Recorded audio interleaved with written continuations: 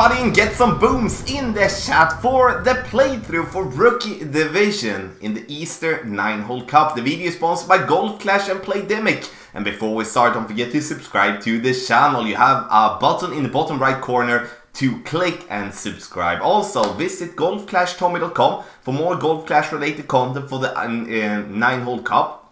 But also for other tournaments, tour play, everything you can find there on golfclashtommy.com. Last but not least, get the text guides. I will be making one of the ultimate tournament text guides for the Eastern 9-hole Cup that will be out during the tournament. That will definitely give an advantage to those that have it. So make sure you subscribe there and get the guide during the tournament.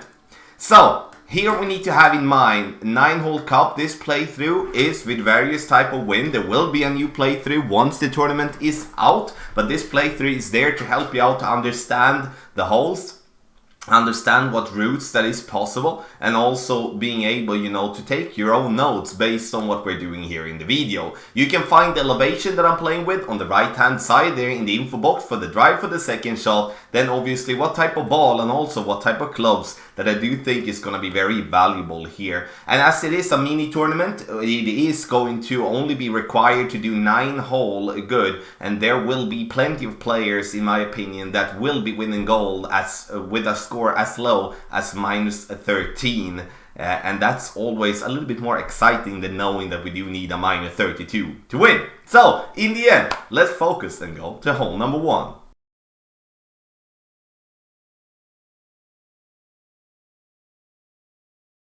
For hole number 1, we have two ways of playing this hole, and that is one that we can go over and cross the water and the rough and bounce on the fairway, giving ourselves a very close shot towards the pin. But that would require playing with a power 3 ball, especially if we do play with an extra mile level 6 or below. So the thing that I do is that I use a basic ball here, 4.5 bar topspin, just putting myself up there on the fairway to the left. Pretty boring approach or pretty boring drive, but as we cannot or won't risk a max overpower drive, we will be sitting ourselves very nicely here to the left and have a decent shot towards the pin. Maximum distance with a 10% over adjustment.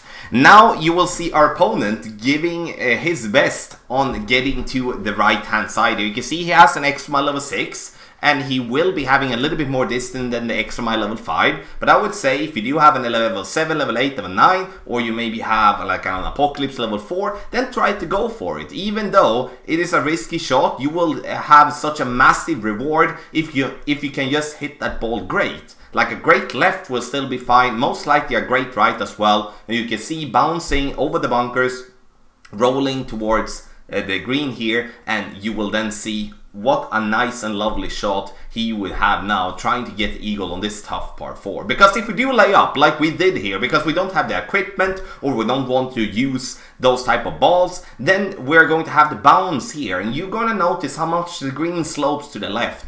And if you're playing this shot, you're gonna see at least 90-95% of the people have the ball roll up on the green, fall down on the left. So be prepared on that. So use the wedge that you feel the most comfortable with. But the wedge there will be super short, and it's gonna be hard for you to actually miss that one once or if it gets time to that. No elevation for the second shot. And one other thing as well, if you do have a very low level Viper like this, make sure to maybe pack the snipe, or you pack the big dog, or another club that has at least 2.5 to 3 bars of topspin. That way you will not go short, especially if you do have a headwind here on hole number 1.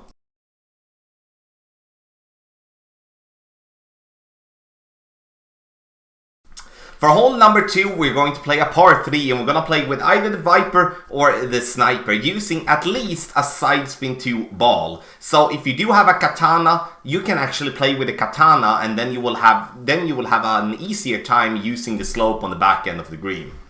Here, when playing with the Viper, we're using half of the red ring inside the rough. If you play with a Sniper, you're going to notice that you're going to have the yellow ring by the rough, because the rings has different sizes, and therefore you're gonna have to, you cannot follow the rings here in a good way. As much as side spin to the left possible, and we're using as much curl sorry, not as much, but half a ball of curl to the right, and we do want the ball to get up there on the green, fall back down towards the pin, and hopefully then make an hole-in-one. And there you could see if we can play with a katana ball instead of a quasar ball, we have more side spin, and therefore we can reduce the curl. I would still not go without curl, I would still use the ball to be just outside with its right edge on the right hand side of the adjustment ring, and then we're going to adjust maximum distance with a 10% over adjustment, and then it's gonna be close.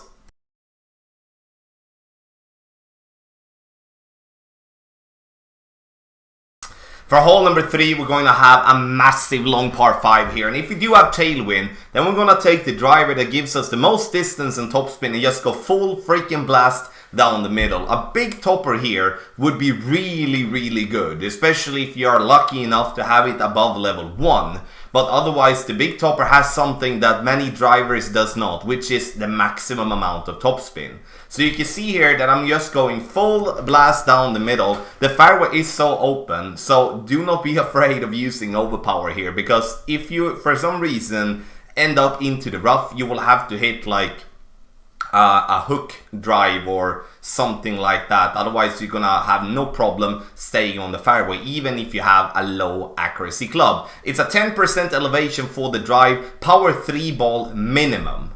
And saying minimum means that if you are lucky and have won some berserker balls or something like that, then you can use the power 5 ball instead to gain more distance, because an eagle here, it's a super bonus in the tournament. You can see here now for the second shot, we do have tailwind again, because if we do have tailwind for the drive, we're going to have tailwind for the second shot. And then we can do a couple of ways here. One, we can try to just get a full top spin, get ourselves into the top end of the bunker, and hope we roll out by using the top spin. Meaning that you will have most likely a sandwich or a rough iron on the back, a sandwich on the front or a rough iron on the back. But if we do play on the right, then we can, with a little luck, get that ball to stay on fairway, then we have a wedge towards the pin. But here comes again, using a driver, or those of you that can use a more superior driver, use that one. Those of you that can use a power 5 ball, use that one, because then you would in the end reach further, and then you can use backspin and bounce over the bunker. Unfortunately now, I hit great right on my shot here for the second shot, but I'm still ending up very close to the green and can still make the eagle. This is by no means a par 5 that everyone makes an eagle on, but pick the right equipment, pick the right ball, and give yourself the chance for an eagle if we do have tailwind. If we do have a headwind, we are going to have to lay up on the left hand side and then have 3 shots towards the pin. Drive, 10% over adjustment, second shot, no elevation, third shot, if you play that on the left, it's going to be no elevation, that as well.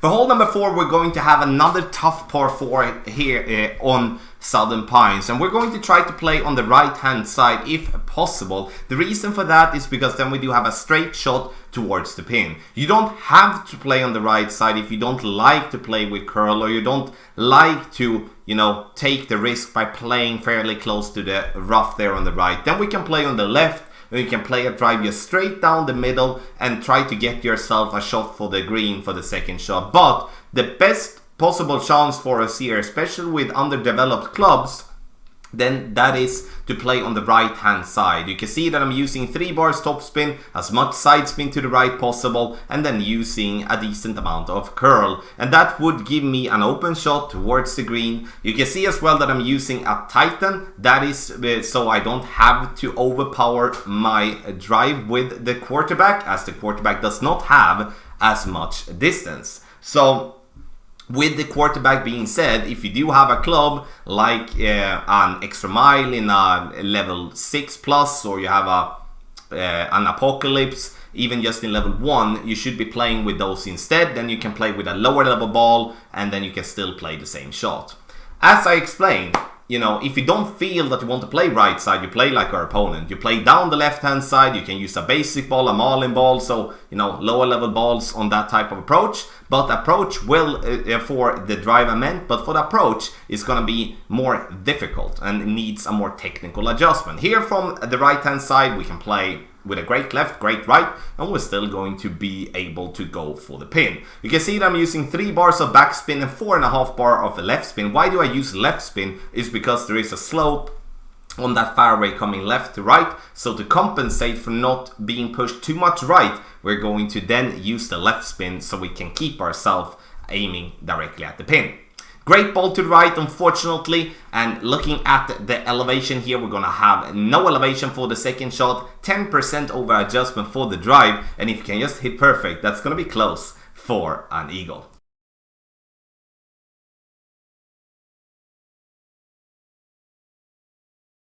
For hole 5, we're going to play the toughest par 3 here in Rookie Division, and the reason this is the toughest of them all is because we have basically one way where we can play for the pin, and that is the tiny little fairway island inside the water. So you need to think here, either you take the risk of playing on that island and getting yourself to green, or you are bouncing on the right hand side and just saying, screw it, I take the birdie, I'm happy with that.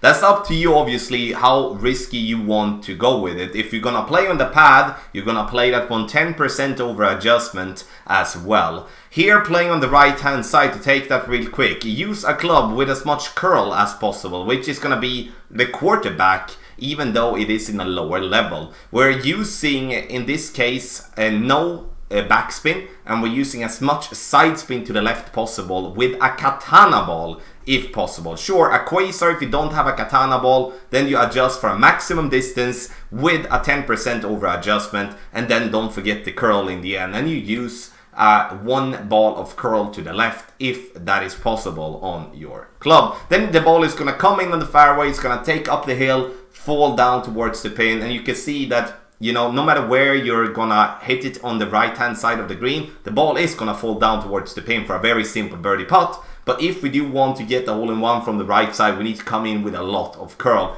Tough one, especially with underdeveloped clubs here, and honestly, be okay with a birdie here.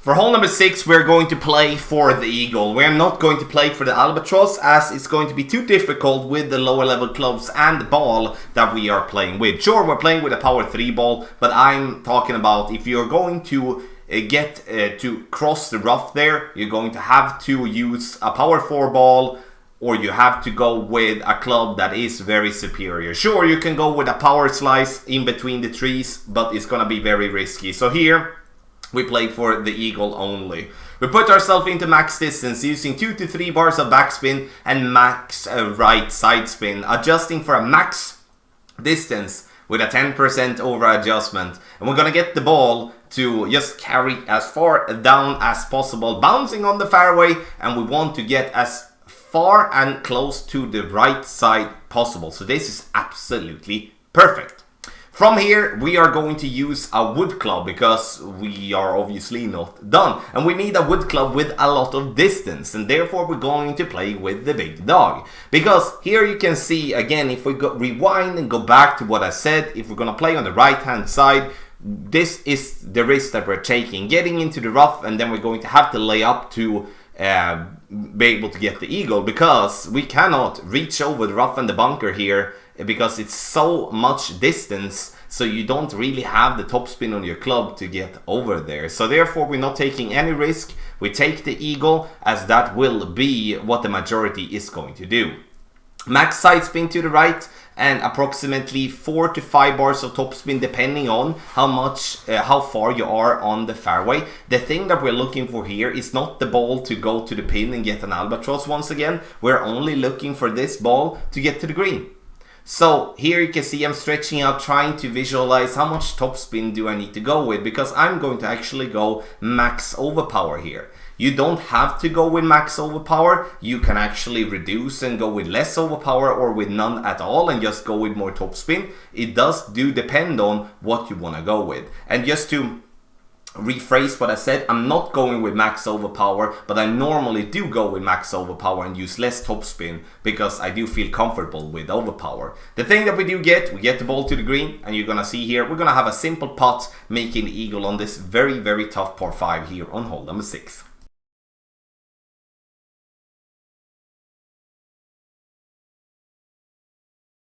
On hole number 7, everyone, we are going to go back and play with a mauling ball. And the reason we're going to play with a mauling ball is because we don't really need much more. We do not benefit from playing with a power 2 or power 3, power 5 ball. We cannot cross the water. That's not a possibility. So I'm saying that already from the start. Then you don't have to ask. We're getting the ball with we're adding 4.5 bar topspin and as much side spin to the right possible. A little bit of overpower just to make sure that we get past the trees. If you do get to the area where you see the shadows of the trees, you are in the correct spot. Then you have no problem and you will not risk the trees in any form.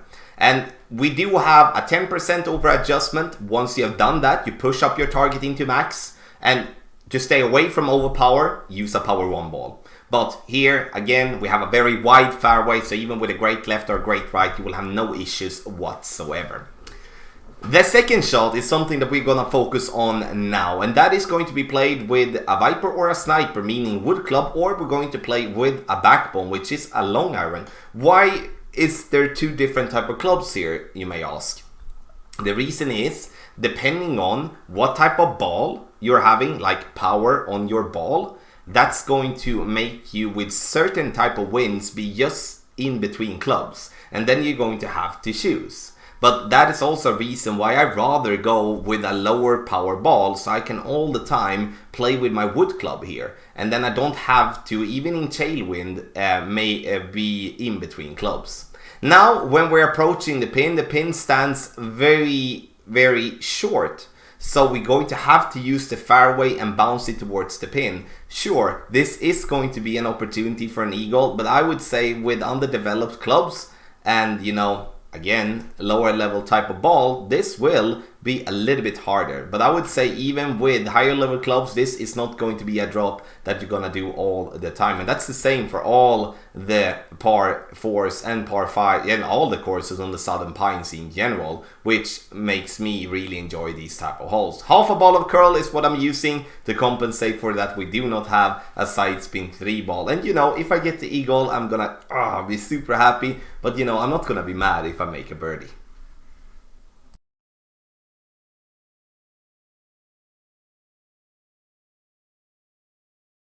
For hole number 8, we are going to first and foremost look for a very interesting approach here. Like if we do have backspin here, let's say that you have a rocket level 9 or level 10, I would honestly suggest that you go directly on the green, basically having the setup that you're coming in a little left of the pin, falling down the hill there.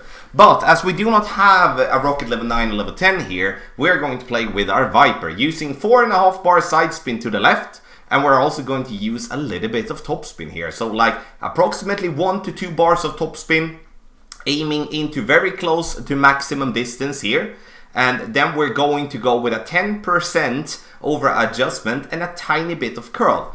Have in mind here, if you do play with a katana ball instead of a quasar, you don't need any curl. And you can see that the ball coming in on the left hand side a little bit too hot. But the plan is to get it up on the left hand side and make the hill have the ball fall back down towards the pin. Once again, a very tough par 3 to play here, for especially with underdeveloped clubs, because you know, you see the bunkers, you see the rough, we're playing a very thin line. That's why if you do have a rocket level 9 plus, take the backspin, go directly for the pin, which will be the best option. Otherwise, back up, play with a wood club as just shown.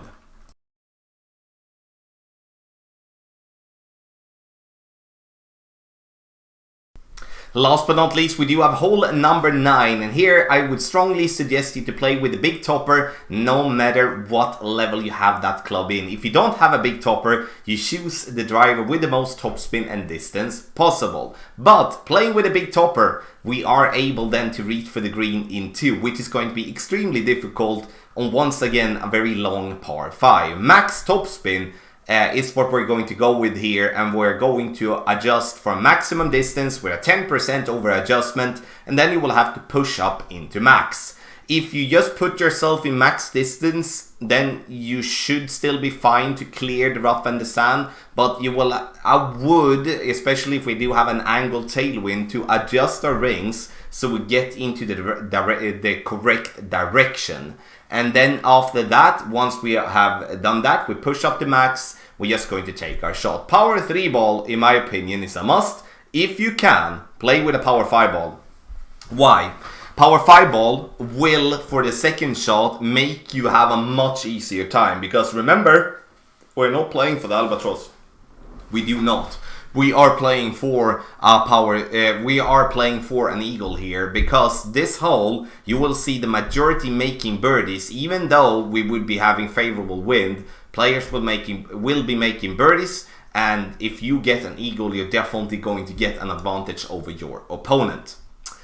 Getting it over there is step 1. Step 2 is to stay away from obviously the trees on the right, and then get the ball to green, or to be close to the green in some way, so we can lock in the eagle. Now, when we do have the trees in our adjustment area to the right, I do go and decide to go for a double bounce into the rough and roll out. Technical adjustment, as you can see that I'm using as much topspin possible with the big dog together with side spin to the right, adjusting for a maximum distance with a 5% over adjustment. And then once I'm done, I'm going to have to apply the overpower that I needed, because the wind is not that strong. One thing that you can do, if you do not have any of the trees in play whatsoever, you can then just go on the right side of the rough, use left curl, and then just land the ball to green. Then you don't have to struggle with a rough bump. But the rough bump is good to show, as that would be a way for you to actually get the eagle without having to make a very tricky curl shot around the trees there. And if we do have a headwind from the start, I just need to mention that we cannot reach over the bunker in the sand. We have to lay up either left or right, and I think that would be best for you to decide which way you want to go, because then you will have most likely a wood club or a long iron towards the pin trying to lock in the eagle, and then that birdie is going to be the best thing you can do. Thank you so much everybody for watching this playthrough for Rookie Division with various type of wind. Make sure that you do comment in the comment section below. If you do have any questions, you can always email us at tommylofberg@gmail.com. You can also use the website, the contact form on the website, to contact us as well. In the end, the video is sponsored by Golf Clash and Playdemic. Thank you so much for watching, and good luck in your game.